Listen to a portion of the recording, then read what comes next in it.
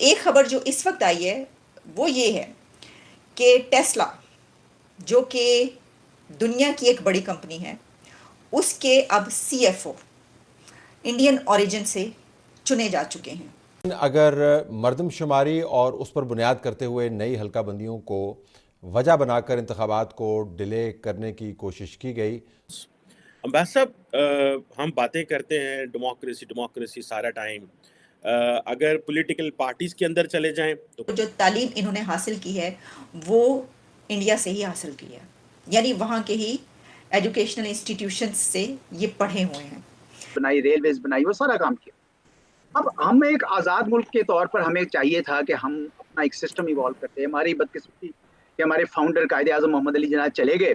यानी ये कि आप इसको ये कह सकते हैं नेपोटिज्म, या लेकिन इसका तो कोई ताल्लुक नहीं है ना, यानी एलोन का खुद बराह रास्त तो कोई ताल्लुक नहीं, कोई उसने अपने भतीजे भांजे या भाई को तो नहीं लगा दिया। हाँ, नमस्कार दोस्तों, आपको पता ही है टेस्ला कंपनी के बारे में, जो कि एक अमेरिका की कार कंपनी है। उसके सीएफओ एक इंडियन को बनाया गया है जिनका नाम है वैभव तनेजा। ये भारत के लिए एक अच्छी खबर है। दिन पर दिन भारत के लोग तरक्की कर रही है। मैं आपको बता दूं, सीएफओ की फुल फॉर्म क्या होती है? चीफ फाइनेंस ऑफिसर, मतलब जो कंपनी का फाइनेंस का काम है ये संभालने वाले है, जिसके प्रमुख है। तो इस पर पाकिस्तान के लोग हैं, उनकी जली हुई है, उनका भी रिएक्शन आया है। उन्होंने क्या बोला इस पर आप देखिए। तो एक खबर जो इस वक्त आई है वो ये है कि टेस्ला, जो कि दुनिया की एक बड़ी कंपनी है, उसके अब सीएफओ इंडियन ओरिजिन से चुने जा चुके हैं। और एलोन मस्क की कंपनी टेस्ला ने यह फैसला किया है कि अब वो अपने सीएफओ के तौर पर वैभव तनेजा इंडियन ओरिजिन उनको लगाएं। और ये फैसला कर लिया गया है कि Indian origin new CFO of Elon Musk led Tesla.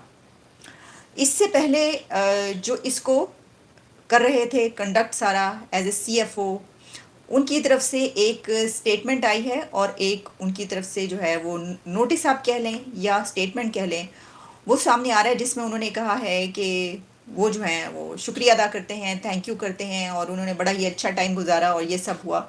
और उसके बाद कल रात से ये कहा जा रहा है कि जैसे ही ये खबर आई कि इससे पहले वाले जो हैं खैरकौन, वो उन्होंने अपनी एक स्टेटमेंट जारी की है जिसमें उन्होंने कहा है कि अब वो नहीं रहेंगे उस पर। तो उसी के साथ ये खबर भी चलना शुरू हो गई कि कौन होगा। तो ये सोचा जाने लगा कि ये कहा जाने लगा कि यकीनन ये कोई इंडिया का नौजवान होगा जो अब इनकी जगह पर आएगा। अब ये सोचा जाना इतना कोई मुश्किल बड़ी बात नहीं है, यानी ये कि कोई रॉकेट साइंस नहीं है, क्योंकि इसकी वजह ये मैं आपको पहले ही कह चुकी हूँ अभी 1 मिनट पहले कि जनाब पूरी दुनिया की जो कंपनीज है उसके ऊपर रूल कौन कर रहा है, वो भारत के नौजवान हैं। तो वो कल रात वाली बात जो है वो दुरुस्त साबित हुई है इस तरीके से कि वाकई कि इस जगह पर जिसको अब लगाया जा रहा है वो हैं वैभव तनेजा।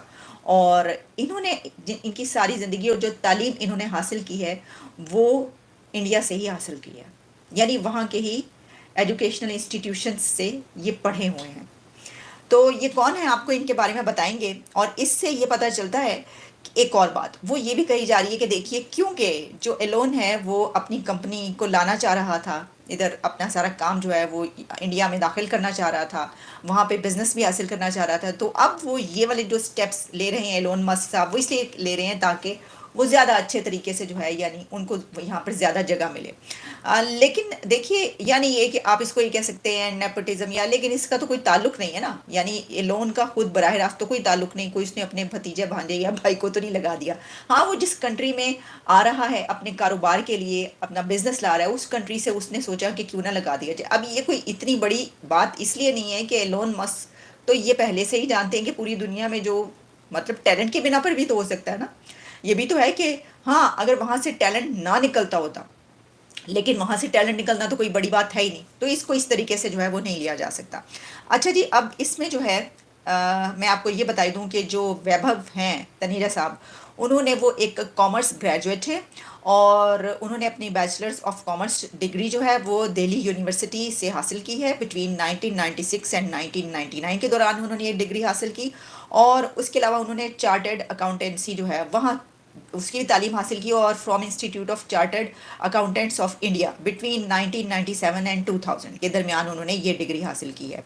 और पहले उन्होंने जो अपना जर्नी बिगैन किया है 2017 में और उसके बाद जो है टेस्ला में, लेकिन उन्होंने स्विच किया from dynamic solar energy firm solar city, और फिर उसके बाद जो है वो vice president of solar city रहे उस दौरान, और फिर उसके बाद वो कॉर्पोरेट कंट्रोलर बन गए। और फिर तनेजा जो हैं वो बहुत ज़्यादा उनका क्रेडिट है इस सिलसिले में कि उनको ये दिया जाता है कि उन्होंने बड़े अच्छे तरीके से जो है वो अकाउंटिंग टीम्स जो हैं उनको फर्म्स को चलाया। अच्छा, अब्बास साहब, हम बातें करते हैं डेमोक्रेसी डेमोक्रेसी सारा टाइम। अगर पॉलिटिकल पार्टीज के अंदर चले जाएं तो कोई डेमोक्रेसी नहीं है। हम्म, अगर पॉलिटिशियंस में चले जाएं तो हम्म, डेमोक्रेटिक कल्चर नजर नहीं आएगा, हम्म, अथॉरिटेरियनिज्म आपको नजर आएगी। हाँ, अगर अगर हमने देखा कि 2008-9 में जो पावर है समहाउ इन्होंने डिवॉल्व कर दी नेशनल मरकज से प्रोविंसेस में, तो देन हम्म, आगे provincial finance commissions and then हम वो आगे जिस तरह आपने लोकल गवर्नमेंट का जिक्र किया है कि हम्म, हम डिवीजन, डिस्ट्रिक्ट, तहसील, यूनियन काउंसिल में हम्म, लोगों को नहीं। हम्म, आप क्या समझते हैं इसकी मेन वजह क्या पाकिस्तान के अंदर इलेक्शन लेट होना है, सियासी जमातों को पनपने ना देना एक वजह है, या क्या आप समझते हैं कि हमारे मुल्क में अथॉरिटेरियनिज्म रह रह के पॉलिटिकल पार्टीज भी अथॉरिटेरियन कल्चर में हो चुकी है? Sir, what do you make of that? जी जी बिल्कुल सही, आपका मुशाहिदा सही है। देखें, पाकिस्तान जब मार्ज़ वजूद में आया 1947 में, तो उस वक्त उसको एक अपना निज़ाम बनाना था। तो हमने तो ब्रिटिश जो सिस्टम था ब्रिटिश इंडिया का, वही सिस्टम हमने इनहेरिट कर लिया और उसके मुताबिक हमने अपना पार्लियामेंट्री फॉर्म ऑफ गवर्नमेंट शुरू किया। बीच में एक्सपेरिमेंटेशन शुरू हो गई, जिस तरह आपने कहा। अयूब खान साहब आए तो उन्होंने बेसिक डेमोक्रेसी सिस्टम किया, फिर उसके बाद भुट्टो साहब ने दोबारा पार्लियामेंट्री फॉर्म ऑफ गवर्नमेंट किया। लेकिन बाय एंड लार्ज हम parliamentary form of government as practice by the Brits in British India वही रहा, जिसका खद्दो खाल अगर आप गौर करें तो मतमे नजर उनका ये था उस वक्त कि हम एक ऐसा निज़ाम रखते हैं जिससे हम चंद हजार हों और हम करोड़ों के मुल्क के ऊपर कब्जा कर सकें और अपने वसाइल को सही तरीके से मैनेज कर सकें। सिविल सर्विस बनाई, रेलवेज बनाई, वो सारा काम किया। अब हम एक आज़ाद मुल्क के तौर पर हमें चाहिए था कि हम अपना एक सिस्टम इवॉल्व करते हैं। हमारी बदकिस्मती कि हमारे फाउंडर कायदे आज़म मोहम्मद अली जिन्ना चले गए, तो उसके बाद फिर आपने देखा कि सिस्टम जो है हमारा बन नहीं सका।